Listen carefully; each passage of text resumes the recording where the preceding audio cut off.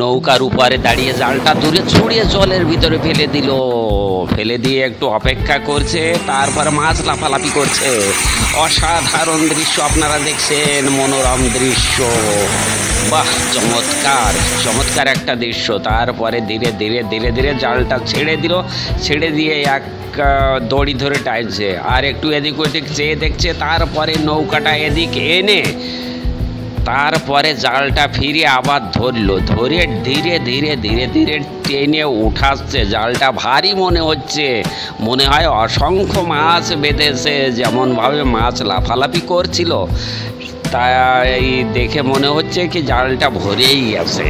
বাহ, অসাধারণ দৃশ্য, চমৎকার মাছ লাফালাফি করেছে। একটা বাঁশও উঠেছে জালে, বাঁশটা জলের ভিতরে পড়েছিল।